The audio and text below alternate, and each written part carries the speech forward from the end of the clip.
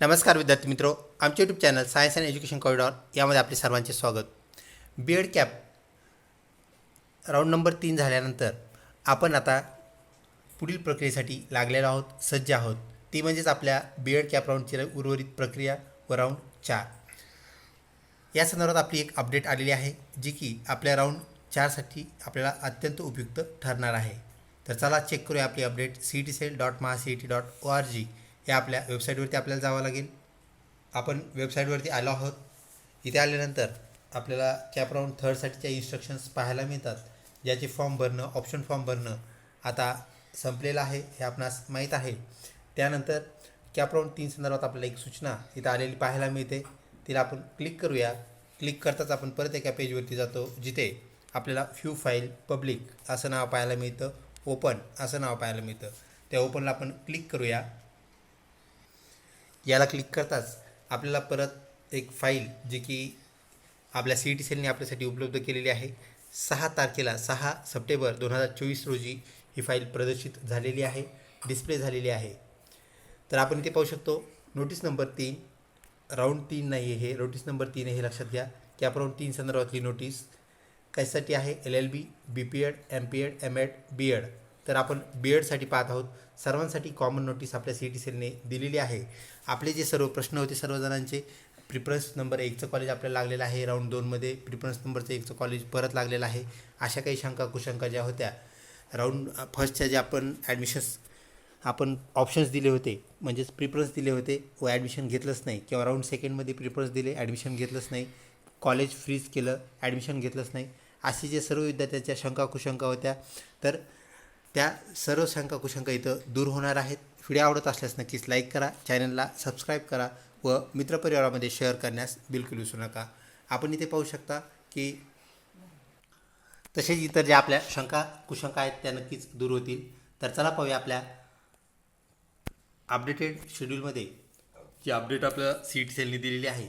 त्यामध्ये candidate who have been allotted college of their first preference either in round 1st or round 2nd but not reported the college for confirming and admission are not eligible for round 3rd. बऱ्याच जणांना आपल्याला हे पाहायला मिळालं की आपल्याला admission जे आहेत ते इलिजिबल नाहीत असं पाहायला मिळालं होतं आपल्याला, not eligible in round 3rd. तर त्यासाठी इथं आपल्याला सूचना दिलेली पाहायला मिळते. Such candidate can participate in institute level round, म्हणजेच राऊंड 4th. तर आपला पुढचा जो राऊंड आहे विद्यार्थी मित्र, येणारा राऊंड 4 हा जो आहे, तर यासाठी आपण पात्र आहात ही गोष्ट आपण लक्षात घ्या. म्हणजे ज्यांना ज्यांना राऊंड 3rdसाठी पात्र नाहीत असं नोटिफिकेशन आपल्या CET-सेलने दिलं होतं, आपल्या लॉग इनमध्ये दिलं होतं, तर त्यांच्यासाठी ही एक सुवर्णसंधी आहे. 4थ्या राऊंडमध्ये आपल्याला काय करायचं आहे? पार्टिसिपेट करायचं आहे. तसेच ज्यांनी कॉलेज फ्रीज केलं होतं त्यांनासुद्धा CET-सेलने चान्स दिलेला आहे 4थ्या राऊंडमध्ये सहभागी होण्याचा. येणारा पुढचा जो राऊंड आहे तो आपल्यासाठी अत्यंत महत्त्वाचा असणार आहे सर्वांसाठी. तसेच 3ऱ्या राऊंडमध्ये कोणत्याही प्रकारे सहभागी न होऊ शकलेले, कुठल्याही कारणाने सहभागी न झालेले जे विद्यार्थी आहेत त्यांना 4थ्या राऊंडमध्ये सहभागी होण्याची संधी आपल्याला मिळणार आहे. त्यानंतर दुसरी सूचना आपल्याला इथे पाहायला मिळते, candidates who have been rejected by the college due to the discrepancy. काही विद्यार्थ्यांच्या डॉक्युमेंट्स कंप्लीट नव्हते, डॉक्युमेंट्स आपण घेऊन तिथे गेलात, परंतु त्यामध्ये कुठला तरी एखादा मार्क मेमो नाही आहे, ओरिजिनल मार्क मेमो नाही आहे, किंवा TCचा काही प्रॉब्लेम आहे, किंवा कुठल्याही सर्टिफिकेटचा प्रॉब्लेम आहे, तर त्यांना कॉलेजने ॲडमिशन दिलं नाही. तर अशा लोकांना, तसेच कास्ट व्हॅलिडिटी संदर्भात ज्या विद्यार्थ्यांचे आपल्याला कमेंट्स आल्या होत्या त्यांनी सांगितलं की रिसिप्ट स्वीकारण्यात आलेली नाही, फक्त कास्ट व्हॅलिडिटी सर्टिफिकेट स्वीकारत होते, रिसिप्ट ते घेत नव्हते. तर असे जे विद्यार्थी आहेत ज्यांना ॲडमिशन मिळू शकलं नाही राऊंड 2मध्ये, तसेच राऊंड 1मध्ये सुद्धा, म्हणजे राऊंड 1st राऊंड 2ndला ज्यांना ॲडमिशन घेता आलं नाही, आणि 3rd राऊंडमध्ये सुद्धा ज्यांना ॲडमिशन मिळालं नसेल, तर त्यांना ह्या राऊंडमध्ये म्हणजे 4थ्या राऊंडमध्ये ॲडमिशनची एक सुवर्ण संधी आहे. त्यांनी त्याप्रमाणे काय करायचं आहे, आता सर्व डॉक्युमेंट सज्ज करून जायचं आहे, तिथे सहभागी व्हायचं आहे.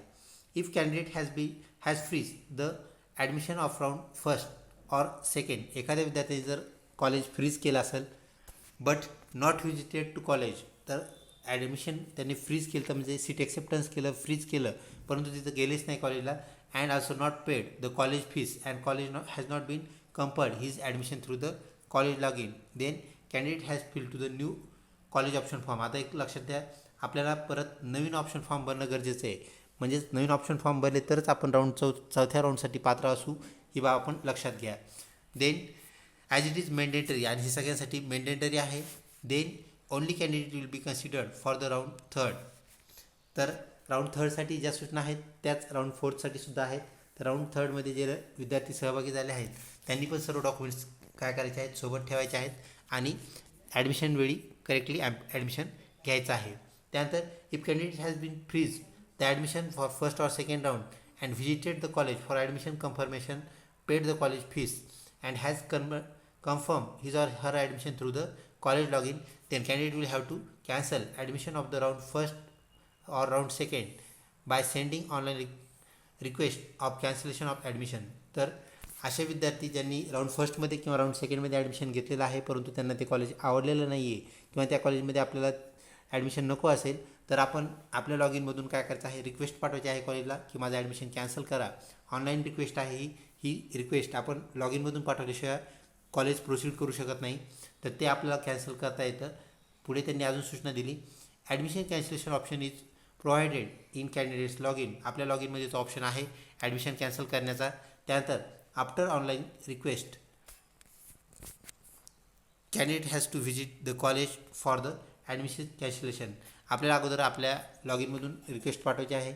आपण जरी लॉग इनमधून रिक्वेस्ट नाही पाठवली तर आपण कॉलेजमध्ये जाऊनसुद्धा हे करू शकता. आपल्याला त्यांच्या कम्प्युटर यूज करून आपला log in I D lock करून ते करता येईल किंवा मोबाईलमधून त्यांच्याकडून करून घेता येईल. त्यानंतर college will cancel the admission of round first or second through their college log in, आणि कॉलेज त्यातून तुमचं ॲडमिशन कॅन्सल करीन त्यांच्या लॉग इनमधून.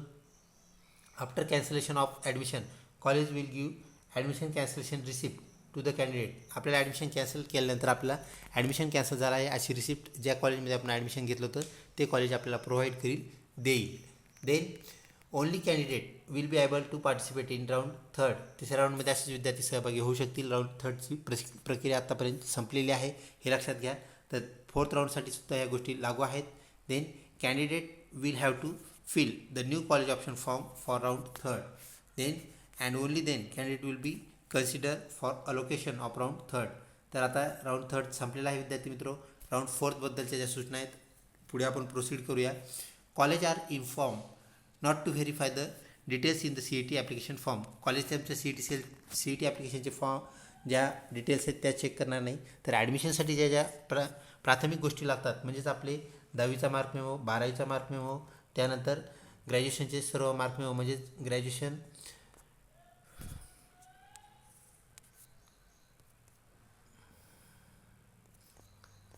ग्रॅज्युएशनचा मार्क मेमो, हे सर्व जे मार्क्स मेमो आहेत विद्यार्थी मित्रो, आणि त्यानंतर त्याचा TC. तर आपल्याला ह्या गोष्टी लागतील. त्या गोष्टी व्हेरीफाय करण्याचं हॉल तिकीट तसेच इतर ज्या बाबी आहेत त्या. If any case college will not force candidate to submit hall ticket of CET examination, college has to verify details field in CAP round application form only.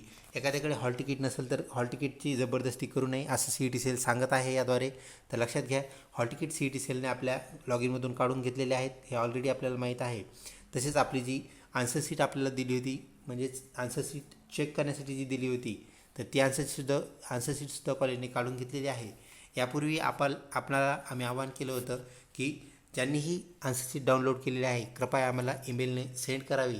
आमचा ईमेलसुद्धा आपण सांगितला होता scienceandeducationcorridor@gmail.com. तसंच डिस्क्रिप्शन बॉक्समध्ये सुद्धा आपण त्या व्हिडिओच्या दिला होता.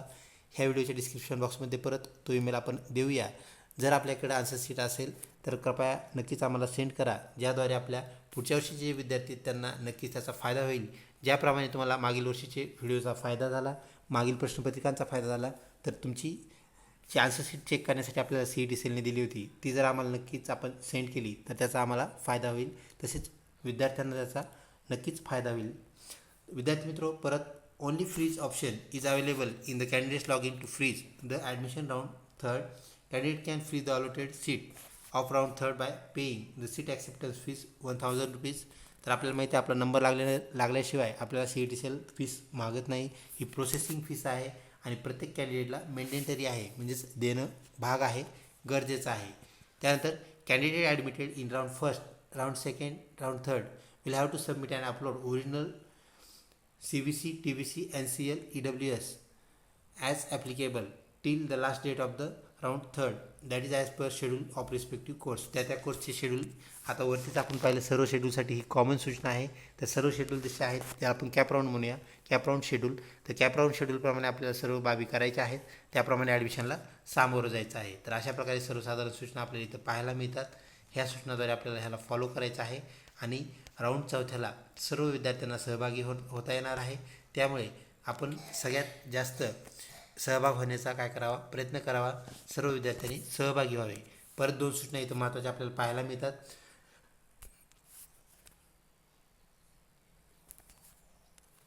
There may have very few seats available for institute level round, that is round 4. Hence candidates are requested to seek the admission in the allotted round third. Round थर्डमध्ये ज्यांच्या आता त्याचं अलॉटमेंट होणं अजून बाकी आहे, तर ज्या दिवशी आपल्या नंबर लागतील तर मॅक्झिमम विद्यार्थ्यांनी थर्ड राऊंडमध्येच आपलं ॲडमिशन कन्फर्म करणं गरजेचं आहे, घेणं गरजेचं आहे. त्यानंतर probability of the vacancy of institute level round fourth may be very less. त्याची प्रोबॅबिलिटी फार कमी आहे. त्यामुळं काय करायचं आपल्याला, hence candidate should take a judicious decision for their admission. त्यामुळे विद्यार्थ्यांनी लक्षपूर्वक सर्व बाबी हँडल करायच्या आहेत, जास्तीत जास्त ऑप्शन्स द्यायचे आहेत आणि आपला नंबर कसा लागेल हे आपण पाहायचं आहे. तर अशा प्रकारची नोटीस आपल्या CET सेलने अपलोड केलेली आहे. ती नोटीस आपण पाहिली व आपल्या सर्व शंका कुशंका नक्कीच दूर झाल्या असतील. अजूनही आपल्याला काही अडचणी असतील तर नक्कीच आम्हाला कमेंट बॉक्समध्ये विचारा. आपण यासाठी एक स्वतंत्र सेशन घेणार आहोत, ज्यामध्ये आपल्याला लाईव्ह आम्हाला चर्चा साधता येईल, आम्हाला प्रश्न विचारता येतील आणि नक्कीच आम्ही आपल्याला उत्तर देण्याचा प्रयत्न करू. चला तर लवकरच भेटूया पुढच्या अपडेटेड व्हिडिओमध्ये. तोपर्यंत धन्यवाद.